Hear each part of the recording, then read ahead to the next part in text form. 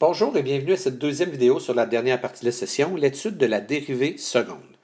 Donc, avec l'étude de la dérivée première, on avait été capable de voir les zones de croissance et de décroissance d'une fonction, ainsi que les extrémums, donc les minimums et les maximums. À l'aide de la dérivée seconde, on va pouvoir parler d'une nouvelle notion qui est la concavité, mais avant d'y arriver là, revenons un petit peu sur notre croissance. Lorsqu'on parlait de la croissance d'une fonction, donc une fonction qui est croissante, donc lorsqu'on s'en va par des valeurs de plus en plus grandes de x, donc vers la droite, notre fonction s'en va vers des valeurs de plus en plus grandes de y, donc vers le haut, on pourrait avoir une fonction croissante qui aurait une forme comme celle-ci, mais on pourrait aussi avoir une fonction croissante qui aurait une forme comme cela. Même chose pour une fonction décroissante, elle pourrait avoir cette forme ou elle pourrait avoir cette forme. Comment faire la distinction entre les deux? C'est que lorsqu'on va parler de concavité. Donc, qu'est-ce qui se passe? Quelle est la différence entre les deux types de croissance? Bien, si je regarde dans la première fonction, au début, mes pentes sont très rapides, très fortes, et à la fin, elles sont beaucoup plus basses. Tandis que dans l'autre, mes pentes sont beaucoup plus basses et finalement de plus en plus rapides. Donc, on voit que les pentes croissent et les pentes décroissent. Donc, comment on pourrait faire pour trouver la croissance ou la décroissance des pentes? Mais comme les pentes sont données par la première dérivée, leur croissance ou leur décroissance va être donnée par la deuxième dérivée, donc par la dérivée seconde. Ce qui nous amène à la notion de concavité. Une fonction va être concave vers le haut, comme si le trou regardait vers le haut, et concave vers le bas, comme si le trou regardait vers le bas. Donc, si on revient à nos premières courbes, bien, notre première fonction ici est comme concave vers le bas, alors que notre deuxième fonction ici est comme concave vers le haut.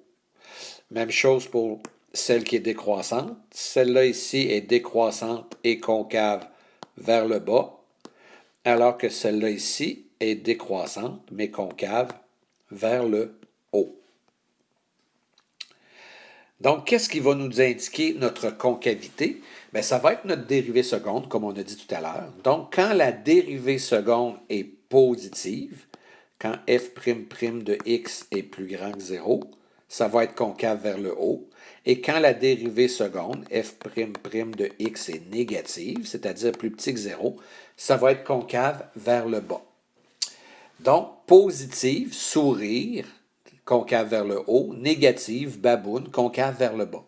On voit que c'est le même truc qu'on avait donné pour les paraboles. On regardait le signe du A, et si le A était positif, c'était un sourire, donc concave vers le haut. On n'avait pas l'expression concave, mais c'est ce que ça voulait dire. Et quand le A était négatif, concave vers le bas, baboune. Est-ce qu'il y a un lien entre les deux? Bien oui, il y a un lien qui est tout à fait présent. Si j'ai la forme générale d'une parabole ax2 plus bx plus c, que je fais sa première dérivée, ça va me donner 2ax plus b, et je fais sa deuxième dérivée, ça va me donner 2a. Donc, si ma courbe est concave vers le haut, c'est parce que 2a c'est positif, donc a est positif. Ça revient à ce qu'on disait en début de session, et l'inverse. Si c'est concave vers le bas, c'est que 2a est négatif, donc que le a est négatif. Donc, le truc qu'on s'était donné en début de session, il venait de la dérivée seconde, même si on ne la connaissait pas à ce moment-là. Donc, notre conclusion, ou en tout cas notre théorie, c'est que si la dérivée seconde est positive, la fonction est concave vers le haut. Si la dérivée seconde est négative, la fonction est concave vers le bas. Quand on avait une courbe qui était croissante puis décroissante, ou l'inverse décroissante puis croissante, on avait un extrémum, on avait un minimum ou un maximum. Les extrémums étaient quand il y avait un changement de croissance. Quand on a un changement de concavité, on va avoir ce qu'on appelle un point d'inflexion, un PI. Donc, si je regarde dans la petite courbe à droite, c'est une courbe qui est concave vers le bas et ensuite qui est concave vers le haut. Donc, à l'intersection de ces deux choses-là, on a un point d'inflexion. Quand est-ce qu'on va avoir un point d'inflexion? C'est dans les valeurs critiques de la dérivée seconde. Donc, lorsque la dérivée seconde est égale à 0 ou lorsque la dérivée seconde n'existe pas. C'est pour ça qu'une fois qu'on va calculer notre dérivée seconde, l'idéal, c'est de mettre ça comme une belle fraction. Et quand le numérateur de cette fraction-là va être égal à 0, ça va vouloir dire que ma dérivée seconde est égale à 0, donc des valeurs critiques égales à 0. Et quand le dénominateur de cette fraction-là va être égal à 0, ça veut dire que je vais avoir une division par 0, ce qui n'existe pas, donc que ma dérivée seconde n'existe pas. Mais dans le fond, les candidats au point d'inflexion, c'est les valeurs critiques de la dérivée seconde, au même titre que les candidats aux extrémums étaient les valeurs critiques de la dérivée première. Donc, nos étapes pour faire l'étude de la concavité ou l'étude de la dérivée seconde d'une fonction, bien, premièrement, on trouve notre domaine. Une fois qu'on a trouvé le domaine, on va trouver la première dérivée. Mais comme ce n'est pas la première dérivée qui m'intéresse pour la concavité, je vais tout de suite trouver la deuxième dérivée. Je vais trouver mes valeurs critiques de la deuxième dérivée, donc quand le numérateur vaut 0 ou quand le dénominateur vaut 0, dans une belle fraction. Je vais faire mon tableau des signes qui va être très semblable à celui de la dérivée première, sauf que ma deuxième ligne, au lieu d'être celle de dérivée première, va être celle de dérivée seconde. Et finalement, je vais conclure en donnant les intervalles où ma fonction est concave vers le haut, concave vers le bas, et si j'ai des points d'inflexion. Donc, par exemple, si je veux étudier la concavité de f de x égale x3 plus x2 moins 8x moins 1, première étape, le domaine. Comme je n'ai pas ni de racine d'indice pair, ni de log, ni de dénominateur, mon domaine, c'est l'ensemble des nombres réels. Deuxième étape, calculer ma première dérivée qui serait égale à 3x2 plus 2x moins 8. Troisième étape, trouver ma deuxième dérivée qui serait égale à 6x plus 2. Si je mets un 2 en évidence, à 2 fois 3x plus 1.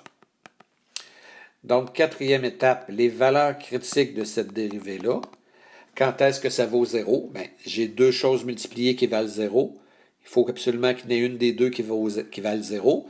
Comme 2 ne peut pas valoir 0, il faut que 3x plus 1 soit égal à 0. Donc, que x soit égal à moins 1 tiers. Donc, j'ai une seule valeur critique qui est moins 1 tiers.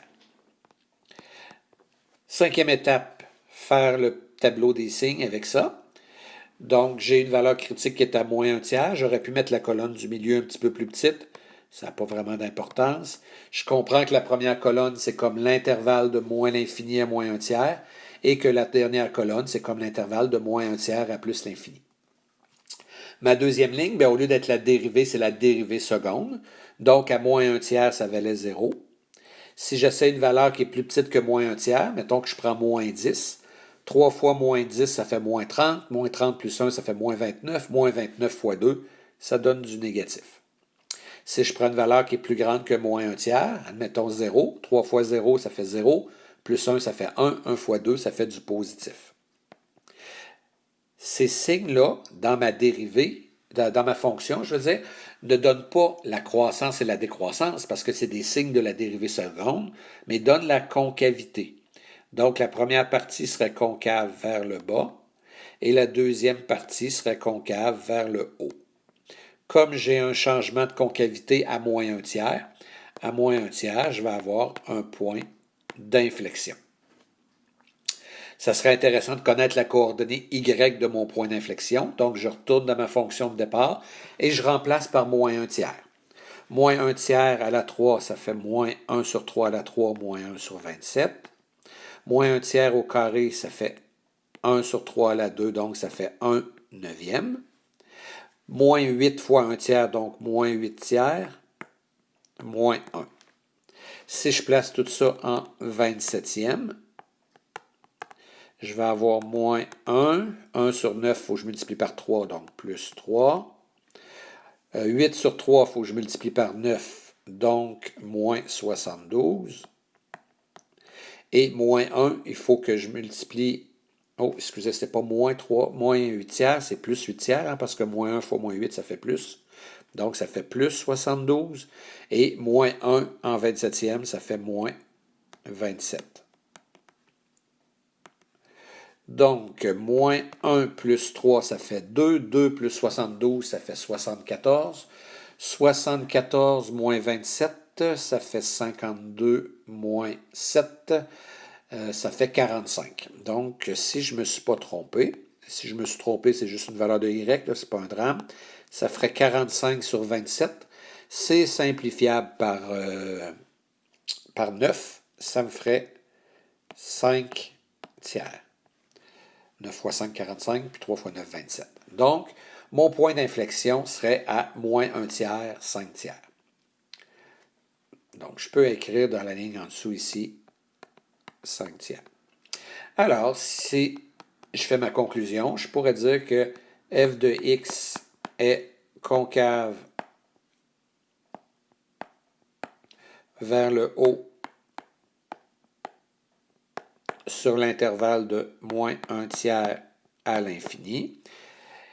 F de x est concave vers le bas sur l'intervalle de moins l'infini à moins 1 tiers.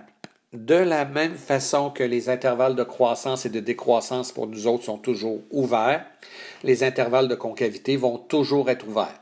Je sais que dans le volume, ils ne pensent pas de la même façon que nous autres, puis ils peuvent mettre des intervalles fermés. Pour nous autres, ces intervalles-là sont toujours ouverts.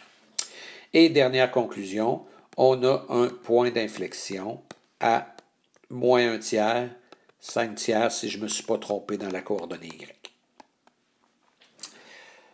C'est l'étude de la dérivée seconde. Je me permets quand même un autre exemple parce qu'on va avoir des exercices qui vont essayer de vérifier si on comprend vraiment qu'est-ce qu'on est en train de faire lorsqu'on fait des tableaux, des signes de cette façon-là. Alors, ici, j'ai un problème où on me demande de faire le tableau de la croissance de f de x. Donc, on veut avoir des informations sur f de x. Et ce qu'on me donne, c'est le graphique de f' de x. Donc, au lieu de me donner une fonction qu'on est obligé de dériver, on me donne ici déjà le graphique de la dérivée. Là, ici, comme on me donne le graphique de la dérivée, ça va me permettre de voir la croissance et la décroissance de ma fonction. Mais si on m'avait donné le graphique de la dérivée seconde, ça m'aurait permis de trouver la concavité de ma fonction. Donc, c'est important de bien voir qu'est-ce qu'on nous donne et qu'est-ce qu'on cherche. Si je vais remplir le petit tableau que j'ai dans le bas, alors on se rappelle que normalement, les valeurs critiques qu'on met dans le tableau, c'est les valeurs qui annulent ma dérivée ou qui font que ma dérivée n'existe pas. Algébriquement, c'est les valeurs qui faisaient que ça donnait 0 au numérateur, qui annulait ma dérivée, ou les valeurs qui donnaient 0 au dénominateur, qui faisaient en sorte que ma dérivée n'existait pas. Ici, on a un graphique. Mais il faut lire la même chose. Il faut les lire sur le graphique, les valeurs qui font que ça donne 0 et les valeurs qui font que ça n'existe pas. Donc, je vois que ma dérivée donne 0 ici. Je vois que ma dérivée n'existe pas ici. Je vois que ma dérivée donne 0 ici. Et je vois que ma dérivée donne 0 ici. Je n'ai pas besoin de tenir compte du point ici qui est comme un minimum parce que c'est un minimum de la dérivée. Ce n'est pas un minimum de la fonction et c'est la fonction que j'étudie. Donc, dans mon tableau, on va les mettre les valeurs critiques associées à ce qu'on vient de voir. On a une valeur critique quand x vaut 0. On a une valeur critique quand x vaut 1, 2, 3, 4. On a une valeur critique quand x vaut 5, 6, 7. Une autre valeur critique quand x vaut 8, 9, 10, 11. Dans ma dérivée, ce qu'on regarde normalement, c'est le signe de la dérivée. Donc, je vais aller voir le signe de ma fonction dérivée. Fait qu'en bas de 0, on voit que ma fonction, elle est négative. À 0, ma fonction, elle vaut 0. Entre 0 et 4, ma fonction est positive. À 4, ma fonction n'existe pas, parce qu'il n'y a aucun point vis-à-vis x égale 4 dans f' de x.